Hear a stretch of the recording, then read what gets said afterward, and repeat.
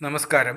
മലയാള പഴഞ്ചൊല്ലുകളും ശൈലീപ്രയോഗങ്ങളും എങ്ങനെ ഇംഗ്ലീഷിലേക്ക് മൊഴിമാറ്റം നടത്താം എന്ന പരമ്പരയുടെ രണ്ടാം ഭാഗത്തിലേക്ക് ഏവർക്കും സ്വാഗതം.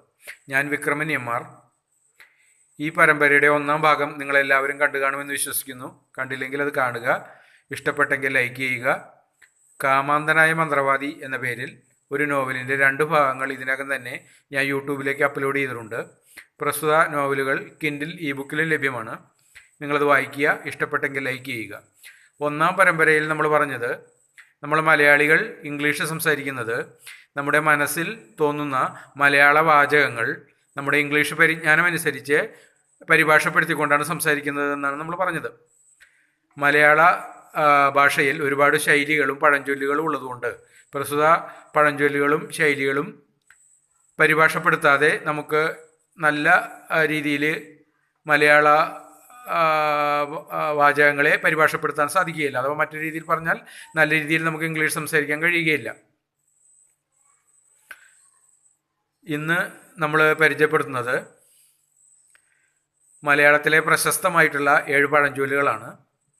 അത് നിങ്ങൾക്ക് മൊഴിമാറ്റം നടത്താൻ കഴിയുമോ എന്ന് നോക്കുക. മൊഴിമാറ്റം നടത്തുമ്പോൾ ഒരു കാര്യം വളരെ ശ്രദ്ധിക്കുക. അതിൻ്റെ അർത്ഥമറിഞ്ഞ് ഹൃദയമറിഞ്ഞ് പരിഭാഷപ്പെടുത്താൻ ശ്രമിക്കുക. പദാനുപദമായ പരിഭാഷ സ്വീകാര്യമല്ല. ഞാനിതിൻ്റെ അവസാനം പഴഞ്ചൊല്ലുകളുടെ എല്ലാം തന്നെ പരിഭാഷ പറയുന്നതിന് മുമ്പ് തന്നെ നിങ്ങൾക്ക് പരിഭാഷപ്പെടുത്താൻ കഴിയുമോ എന്ന് നോക്കുക. അപ്പോൾ നമുക്കിനി പഴഞ്ചൊല്ലുകളെ പരിചയപ്പെടാം. കൂനൻ കുലുക്കിയാൽ ഗോപുരം കുലുങ്ങുമോ? കൂനൻ കുലുക്കിയാൽ ഗോപുരം കുലുങ്ങുമോ? അതിശക്തനായ ഒരു വ്യക്തിയുടെ മുമ്പിൽ ശക്തി കുറഞ്ഞ വ്യക്തി വളരെ നിസ്സാരനാണ് എന്നാണ് ഈ പഴഞ്ചൊല്ലിൻ്റെ അർത്ഥം. Can the hunch backed shake the pinnacle? Can the hunch backed shake the pinnacle എന്നാൽ അത് പദാനുപദമായ പരിഭാഷയാകുന്നുള്ളൂ. ഹഞ്ച് ബാക്ക്ഡ് എന്ന് പറഞ്ഞാൽ കൂനൻ, പിനാക്കിൾ എന്ന് പറഞ്ഞാൽ ഗോപുരം, ഷെയ്ക്ക് എന്ന് പറഞ്ഞാൽ കുലുക്കുക. അപ്പോൾ can the hunch backed shake the pinnacle എന്ന് പറഞ്ഞാൽ കൂനൻ ഗോപുരം കുലുക്കുമോ? കൂനന് ഗോപുരം കുലുക്കാനാകുമോ? കൂനൻ കുലുക്കിയാൽ ഗോപുരം കുലുക്കുമോ എന്നുള്ളതിൻ്റെ പദാനുപദമായ പരിഭാഷയാവുന്നുള്ളൂ. അത് തത്തുല്യമായ ഇംഗ്ലീഷ് പരിഭാഷയല്ല. അതിൻ്റെ തത്തുല്യമായ ഇംഗ്ലീഷ് പരിഭാഷ നമ്മൾ കാണേണ്ടതുണ്ട്. അതുപോലെ പാത്തുമ്മ അധോവായി വിട്ടു പൂച്ചയെ പേരാക്കുന്നു. പാത്തുമ്മ വൃത്തികേട് ചെയ്തു പൂച്ചയെ പേരാക്കി എന്ന് പറയുന്ന പഴഞ്ചൊല്ലിന് നമുക്ക് തത്തുല്യമായ ഇംഗ്ലീഷ് പരിഭാഷ കണ്ടെത്തേണ്ടതുണ്ട്. ഒരു വ്യക്തി ചെയ്യുന്ന അന്യായത്തിന് നാണക്കേട് സഹിക്കേണ്ടി വരുന്നത് മറ്റൊരു വ്യക്തിയാണ് എന്നാണ് ഈ പഴഞ്ചൊല്ലിൻ്റെ അർത്ഥം. അത് Pathumma exiled through her anus and named the cat എന്ന് പറഞ്ഞാൽ അത് പദാനുപദമായ പരിഭാഷയാവുന്നുള്ളൂ. അത് ആശയം പറഞ്ഞുകൊണ്ട് പരിഭാഷപ്പെടുത്തേണ്ടിയിരിക്കുന്നു. Pathumma exiled through her anus and named the cat എന്നല്ല അതിൻ്റെ ശരിയായ പരിഭാഷ, ആ പഴഞ്ചൊല്ലിൻ്റെ ശരിയായ പരിഭാഷ. കാക്ക കുളിച്ചാൽ കൊക്കാകുമോ? കാക്ക കുളിച്ചാൽ കൊക്കാകുമോ എന്ന പഴഞ്ചൊല്ലിൻ്റെ അർത്ഥം നമുക്കെല്ലാവർക്കും അറിയാം. എല്ലാവരെയും പോലെ അനുകരിക്കാൻ ശ്രമിച്ചു കഴിഞ്ഞാൽ ആ അനുകരണം ശരിയായ ഫലപ്രാപ്തിയിലെത്തുകയില്ല. ഒരു വ്യക്തിക്ക് ഒരു കഴിവുണ്ടായിരിക്കാം, ആ കഴിവ് നമുക്കുണ്ടായിരിക്കണമെന്നില്ല. അപ്പോൾ എല്ലാവരും ചെയ്യുന്നത് പോലെ നമ്മളും അനുകരിക്കാൻ ശ്രമിച്ചാൽ ആ അനുകരണം ഫലപ്രാപ്തിയിലെത്തുക, വിജയപ്രാപ്തിയിലെത്തില്ല എന്നാണ് ആ പഴഞ്ചൊല്ലിൻ്റെ അർത്ഥം. കാക്ക കുളിച്ചാൽ കൊക്കാകുമോ? Can a crow become crane if it baths എന്നാൽ അത് മലയാളത്തിലുള്ള ആ വാചകത്തിൻ്റെ ഒരു ഇംഗ്ലീഷ് പരിഭാഷയാണെന്ന് പറയാം. പദാനുപദമായ പരിഭാഷയാണ്. Can a crow become crane if it baths എന്ന് പദാനുപദമായ പരിഭാഷയാണ്. അതിൻ്റെ ആ പഴഞ്ചൊല്ലിൻ്റെ തത്തുല്യമായ പരിഭാഷ നമുക്ക് കണ്ടെത്തേണ്ടതുണ്ട്. അതുപോലെ കഴുതയ്ക്കറിയാമോ കസ്തൂരി വാസന? കഴുതയ്ക്കറിയാമോ കസ്തൂരി വാസന? ഒരു വ്യക്തിക്ക് ഉള്ള കഴിവുകൾ മറ്റൊരു വ്യക്തിക്ക് അറിയണമെന്നില്ല.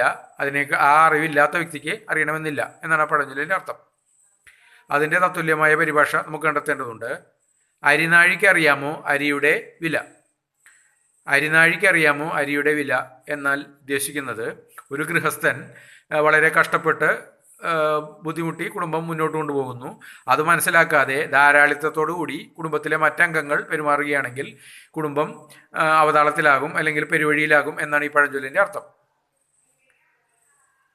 അപ്പോൾ അതിൻ്റെ തത്തുല്യമായ മലയാള പരിഭാഷ നമുക്ക് കണ്ടെത്തേണ്ടതുണ്ട്.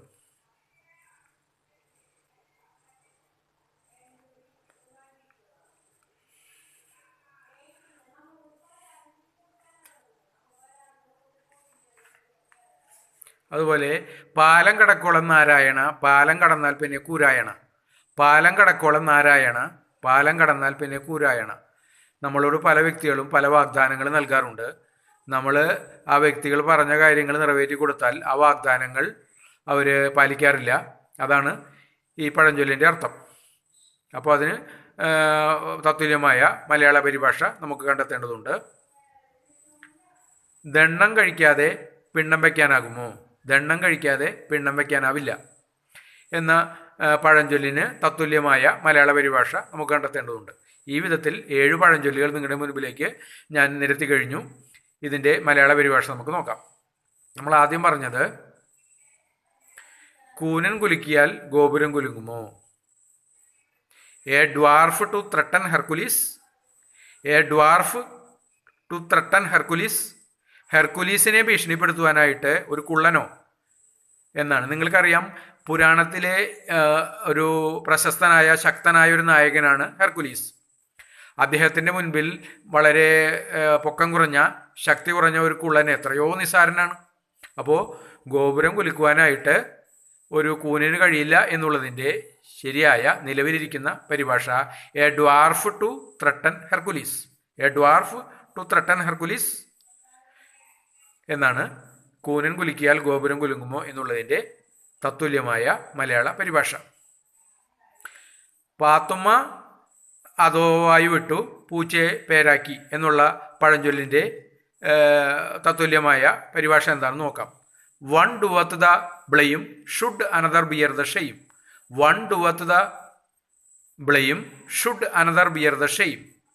ഡുവത്ത് എന്ന് പറഞ്ഞാൽ ചെയ്യുക. One doeth the blame should another bear the shame.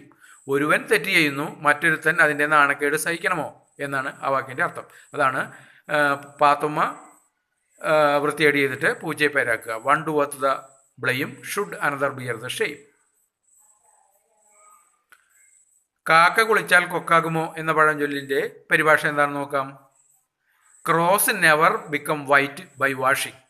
Cross never become white by washing എന്നാണ് ആ പഴഞ്ചൊല്ലിൻ്റെ അതുല്യമായ പരിഭാഷ. കഴുതയ്ക്കറിയാമോ കസ്തൂരി വാസന. Does an ass know the odour of the musk. Musk എന്ന് പറഞ്ഞാൽ കസ്തൂരി, ഓർഡർ എന്ന് പറഞ്ഞാൽ മണം.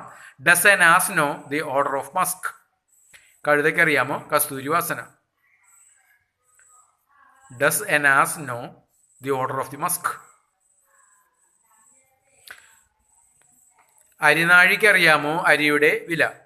Does the measure know the high price of rice. Does the measure know the high price of rice. അരിനാഴിക്കറിയാമോ അരിയുടെ വില. പാലം കടക്കോളം നാരായണ, പാലം കടന്നാൽ പിന്നെ കൂരായണ. സന്യാസിമാർ പാലം കടക്കാനായിട്ട് ചില വ്യക്തികളുടെ സഹായം തേടി. പാലം കടന്നു കഴിഞ്ഞപ്പോൾ ആ വാഗ്ദാനങ്ങൾ അവർ നൽകിയ, ആ പാലം കടത്തി കൊടുത്താൽ ചില വാഗ്ദാനങ്ങൾ ചെയ്യാമെന്ന് പറഞ്ഞിരുന്നു. ആ വാഗ്ദാനങ്ങൾ മറന്നുകൊണ്ട് സന്യാസിമാർ നടന്നുപോയി. ഈ കഥയെ അവലംബിച്ചാണ് ഈ പഴഞ്ചൊല്ലിൻ്റെ പരിഭാഷ നിലവിലിരിക്കുന്നത്. അപ്പോൾ അതുകൊണ്ട് പാലം കടക്കോളം നാരായണ, പാലം കടന്നാൽ പിന്നെ കൂരായണ എന്നുള്ളതിൻ്റെ തത്തുല്യമായ മലയാള പരിഭാഷ rivers past saints forgotten vows in storms forgotten calms. Rivers past saints forgotten vows in storms forgotten calms എന്നാണ്.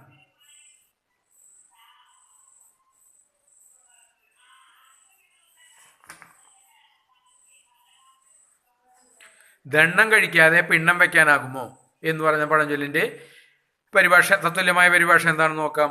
There is no gain without pain. There is no gain without pain.